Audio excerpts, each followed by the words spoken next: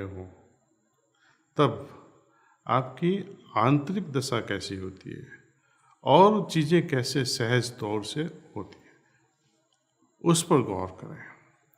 जैसे किसी दोस्त या सहकर्मी या कलीग के साथ कॉफ़ी पीते हुए या घर पर अपने पति या पत्नी या बच्चों के साथ बात करते हुए गौर कीजिए। जब बातचीत खुशहाल हो तब अपनी दशा को मेंटली नोट कीजिए। आप भीतर कैसा महसूस करते हैं, और उससे भी ज़्यादा महत्वपूर्ण है कि आप खुद को कैसे अभिव्यक्त करते हैं। आप कितनी सिद्ध से सुनते हैं, कितने अटेंशन से सुनते हैं, यानी आपकी किसी को सुनने की क्वालिटी क्या है। जब किसी के साथ आपकी बातचीत कभी बहस में बदल जाए तब भी ऐसा ही करें, नोट कीजिए मेंटली। कई बातों करने से हम मुश्किलें खड़ी कर देते हैं, विवाद हो जाते हैं, तो उस विवादिक बातों से आपके अंदर आपकी आंतरिक दशा पर गौर कीजिए। आपका इरादा क्या था? क्या आपने सही होने पर जोर दिया था कि मैं ही सच हूँ? क्या आप जान पाएंगे कि सामने वाला इंसान कैसा महसूस कर रहा था? जब आपस में बातचीत अलग अलग तरह की होती है, यानी कभी शांतिमय, कभी रुखी होती है, तब क्या आपने विभिन्न आंतरिक दशाओं पर गौर किया? क्या आपको मालूम पड़ा कि अपनी बातचीत के दौरान आपको चीज़ों को दोहराने की आदत है? ख़ास तौर पर क्या आपने इस बात पर गौर किया कि आप कितना बोलना चाहते हैं और वाकई में आप सुनते कितना हो? यदि आपको पता न हो तो अपनी पत्नी से पूछिए या अपने पति से पूछिए या बच्चों से पूछिए, सच बताएंगे आपको। बहुत अंदर की एक्सरसाइज करने की ज़रूरत नहीं पड़ेगी। आगे क्या करोगे उसको सुधारने के लिए? इस हफ्ते में हम एक अलग ही नज़रिया देखेंगे कि बाहरी तौर पर हम जो भी करते हैं वह किस कदर हमें आंतरिक तौर पर प्रभावित करता है। किस तरह से हमारी बातचीत करने का ढंग, हमारे बर्ताव और इस दुनिया में जीवन जीने के तरीके ने हमारी आंतरिक आध्यात्मिक दशा को प्रभावित कर दिया है। कई लोग हार्टफुल वे ऑफ कम्युनिकेशन को सीख कर उसका अभ्यास कर रहे हैं, और मैंने गौर किया कि इसका असर कम्युनिकेशन के भी पर हो, लेकिन उससे भी ज़्यादा उनकी आध्यात्मिक दशा जो बार बार अच्छी तरह की ओर बदलती जाती है। This is influence of our heartfulness way of communication. हमारे ट्रेनर्स में एक ट्रेनर ने एक ऐसा किस्सा सुनाया कि कुछ सख्त मिजाज लोगों पर बातचीत करने के नए तरीके को सीखकर आजमाने का कैसा असर हुआ इसे। ये हुआ था स्कॉटिश प्रिजन, स्कॉटलैंड में। वहाँ पे जो प्रिजन गार्ड्स थे, ऑफिसर्स इन द जेल, वहाँ पे हमारा जो ट्रेनर पहुँच गई। The programme was from custody to care, यानी हिरासत से हिफाजत तक। एक प्रोजेक्ट का हिस्सा थी वो। इस प्रोजेक्ट में जेल के ऑफिसर्स एक समूह में ध्यान देकर कैसे सुनना, आदर से बात करना और समूह की मदद करना जैसी कम्युनिकेशन और काउंसलिंग स्किल्स को सीखा, ताकि वे समय आने पर एक दूसरे की मदद कर सकें। शुरू में इस बात से चिढ़ गए वो लोग और इसका विरोध भी करने लगे। ऐसा लग रहा था मानो भावनाओं की भाषा उन्हें पसंद ही नहीं थी। एक गहरे में बैठकर, सर्कल में बैठकर अपने बारे में बात करने से वो कतराते थे, लिहाजा वे एक दूसरे को चुटकुला सुनाते। वो फैसिलिटर को बताते कि आप कौन से प्लेनेट से आ रहे हो, आपकी जो ट्रैवल शिप है वो कहाँ पार्क किया आपने। ये तो मजाक की बात हो गई।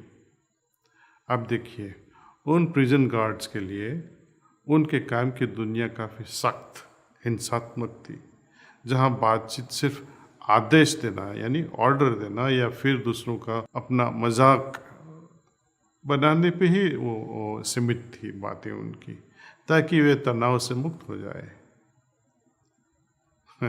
लेकिन जैसे जैसे हफ्ते गुजरते गए और अपने फैसिलिटेटर्स ने अपने व्यवहार से दिखाया कि सभी का आदर करते हैं और उन सभी को वैसे ही स्वीकार करते हैं, तब जाकर प्रिजन गार्ड्स को लगा कि अब वे अपनी असली स्वभाव में आकर खुलकर बात कर सकते हैं। उन्होंने सीखा कि अपनी भावनाओं को, अपनी फीलिंग्स को सही तरह से व्यक्त करना कितना मुक्तिदायक था। अपनी बात को यदि कोई दिल से सुनता है तो कितनी तसल्ली मिलती है, और अब उन्हें एक दूसरे को सहयोग करने में कितना मजा आ रहा था। वहाँ अब भी बहुत मजाक मस्ती हो रही थी, लेकिन अब वह मजाक हल्का फुल्का मजाक किया था, किसी को ठेस पहुंचाने वाला कत्ल नहीं था। उस ट्रेनर ने ऐसे सेशन से सत्र का वाकया सुनाया जिसमें एक भारी भरकम शरीर वाले ऑफिसर ने भाग लिया था। उसके शरीर पर चारों ओर टाटू और चोट के निशान थे, वायलेंस। सत्र के बाद उसकी आंखों में आंसू बह रहे थे, क्योंकि उसे एहसास हुआ कि जेल के माहौल ने उनके दिलों को भी जेल जैसा बना दिया था। उसने कहा, इस काम में करुणा के लिए कोई जगह ही नहीं है। और तब कोई भी मजाक नहीं कर रहा था, सभी शांत दुखी थे जो सब सुन रहे थे उनको। तो it's a transformation just because you have learn how to communicate, कैसे बात करना, कैसे सुनना। इतना सीख लेने से बहुत बड़ा परिवर्तन आ गया उनमें। अंत में जो कोई भी ऑफिसर बातचीत के लिए इस नए तरीके में भाग नहीं लेना चाहता था, उसको सब लोग मजाक से बोलते थे, ये तो डायनासोर आया, means is going to disappear. Heartfulness way of communication के अभ्यास की ये बहुत शानदार खूबी है, जहाँ एक दूसरे के साथ बातचीत करने के नए तरीके हमें बाहर से भीतर तक बदल सकते हैं, और करुणा एवं संवेदना उस ढंग से बढ़ सकते हैं जिससे हम खुद देख के ताज्जुब हो जाते हैं। हम भूल जाते हैं कि हमारी आदतें कितनी गहराई में जमी हुई हैं और अपनी बातचीत के धरे में हम कितने ढल चुके हैं। अक्सर मुझे लगता है कि हम यह अजीब सा खेल खेल रहे हैं कि कौन सही है और कौन गलत। बातों में यही होता है, हमें अक्सर ऐसा लगता है कि हम सही हैं या जैसा हम चाहते हैं वैसा न होने पर हम परेशान हो जाते हैं, दुखी हो जाते हैं। और ज़्यादातर इसकी वजह से किसी और पर या खुद के दिलों पर पड़ने वाले प्रभावों से बेखबर रह जाते हैं, कुछ पता ही नहीं चलता है। हम छोटी छोटी चीज़ों में भी ऐसा करते हैं। मान लें कि आपकी पत्नी या पति या मित्र आपका ट्रेन टिकट गुम कर दे और आपको रेलवे स्टेशन पहुंचने में थोड़ी देरी हो जाए, तो क्या आप ऐसा कहेंगे, देखो मैं सही था, टिकट तुम्हारे पास ही थी, मेरे पास नहीं, ये तुम्हारी गलती है कि अब हमारी ट्रेन छूट जाएगी। हम खुद को सही ठहराते हैं और यह हमें सही होने की आदत को बढ़ावा देता है। ये सभी बातें ऑर्डिनरी लगती है, लेकिन वे बड़े नुकसान कर सकती हैं। शायद हम बहस तो जीत जाएं, लेकिन बदले में एक दोस्त को खो बैठते हैं। यदि सामने वाला इंसान दुखी हो जाए तो क्या सच में हमारी जीत होगी?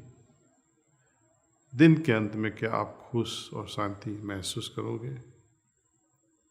मुझे डॉक्टर वेन डायर का कहा पसंद आता है, जो कि बिल्कुल स्पष्ट है, सटीक है। वे कहते हैं, जब आपको सही होने या दयालु होने के बीच चुनने का कुछ कहा जाए तो दयालु भाव ही को चुनना। हमारी बातचीत के मुश्किल बन जाने का अन्य कारण है कि अक्सर यह पसंद और नापसंद, लाइक्स और डिसलाइक्स या पूर्वग्रह से प्रेरित होता है। किसी इंसान के साथ अतीत में हमारा कैसा अनुभव रहा है, उसी के आधार पर हम अंदाज़ा लगाते हैं कि इंसान कैसा है ना। यदि आपको वह इंसान पसंद है तो आप खुशी खुशी से उनके साथ बात करेंगे, आप उनसे बात करते ही जाएंगे। हर चीज़ और हर किसी के बारे में हमारी राय होती ही है। ये पसंद, ये नापसंद, किसी के बारे में कट्टर राय होना, ये सब हम पर हैवी हो जाते हैं और यही हमारे लिए प्रेमपूर्ण, हृदयपूर्ण जुड़ाव बनना मुश्किल कर देता है। यह हमें भंवर की तरह ग्रंथियों में उलझा देता है। इसीलिए हमें अपनी आदतों को सुधारने पर थोड़ी ज़्यादा मेहनत करनी होगी। हार्टफुलनेस वे ऑफ मेडिटेशन, जो ध्यान की पद्धति और सफाई खास करके हमें इसमें बहुत ज़्यादा मदद करते हैं और इसके लिए हमें ज़्यादा संवेदनशील बनने और गौर करने की ज़रूरत है। प्लीज़ थिंक और हम ऐसी कैसी चीज़ को बदल नहीं सकते जिसके बारे में हमें पहले से ही पता न हो, है ना। उदाहरण के लिए, यदि मुझे यह समझ में नहीं आए कि दूसरे लोग जो बात कहना चाहते हैं उसे पूरा करने से पहले ही मुझे उन्हें रोकने टोकने की आदत है, तो मैं उस आदत को कैसे बदल सकता हूँ? या यदि मैं वाकई में ध्यान से नहीं सुन रहा हूँ क्योंकि मैं यह सोचने में व्यस्त हूँ कि आगे क्या कहूँगा, मैं क्या जवाब दूँगा। इसको थोड़ा और समझते हैं। मेरी एक दोस्त, जिन्होंने एक शरारती तरकीब बताई जिसे उसने अपनी फेलो टीचर पर आजमा दिया। सुनने जैसी बात है। उनको न सुनने की आदत थी। वो टीचर को, उनके जो कलीग थे, वो किसी की सुनते ही नहीं थे। बच्चों की शिक्षा के बारे में बातचीत के दौरान उसने कहा, मेरे दोस्त ने, आप जानती हैं मैं मकड़ियों को पढ़ना सिखाया करती थी और वे बहुत जल्दी सीख जाते थे क्योंकि मैं हर रोज़ उसके साथ योग किया करती थी। उस टीचर ने कहा, अच्छा। फिर बोली, मैं आपसे शर्त लगा रही हूँ कि आपके कक्षा में 50 भी स्टूडेंट नहीं होंगे जितने मेरे पास हैं। आपने ध्यान से ये बात सुनी होगी, राइट। तो टीचर ने इतना ही भी नहीं सुना कि वह मकड़ियों को पढ़ा रही थी और उन्हें कोई अंदाज़ा भी नहीं था कि दूसरों बच्चे भी उन पर हंस रहे हैं, कि उन्हें कुछ सुना ही नहीं ढंग से। हम जानबूझकर अपनी सोच में और हमारी बात में करुणा और दयालुता को अपनी आदत में ला सकते हैं। यहाँ तक कि ईमेल और व्हाट्सएप मैसेज में भी हम जब सेंड बटन दबाते हैं उससे पहले गौर कर लीजिए, थोड़ा ठहर जाइए, आपका मैसेज पढ़िए, आपने क्या लिखा है, वो आदरयुक्त है, विनम्र है, उदार है। चेक करने में सिर्फ एक ही पल लगता है, लेकिन यह बहुत बड़ा फर्क कर सकता है। हो सकता है कि बोले गए शब्द आपके ध्यान में न रहें, लेकिन लिखे हुए शब्द कभी वो आदमी भूल नहीं सकता है। हार्टफुल कम्युनिकेशन का मेन तत्व है पूर्ण रूप से सुनना, उस बातचीत में पूरे होश के साथ मौजूद होना, होश के साथ। यह बहुत महत्वपूर्ण है। अगले सेशन में हम इस पर चर्चा करेंगे। आज ही से शुरू करते हैं, हम कौन से सरल बदलाव ला सकते हैं। हम पतंजलि योग के जो सूत्र हैं, यम और नियम, उन पे अभ्यास कर सकते हैं। वे हमें बेहतर बनाएंगे और अपने जीवन को प्रकृति के साथ तालमेल में लाकर जीने में मदद करेंगे। नियम का मतलब है अच्छी आदतें विकसित करें। हमारे लिए क्या बेहतर है उसको पकड़ें। यम का मतलब है जो अपनी बुरी आदतें हैं उसको कैसे ख़त्म करें। बुरी आदतों को ख़त्म करने के लिए आप ही खुद यमराज बन जाओ, इसलिए उसको यम कहा है। मानव जाति को अभी इस वक्त इस बदलाव की खास ज़रूरत है। हमें खुशी से विकसित करने की ज़रूरत है। आइए खुश होकर कुछ ध्यान करें और खुश होकर बातचीत करें।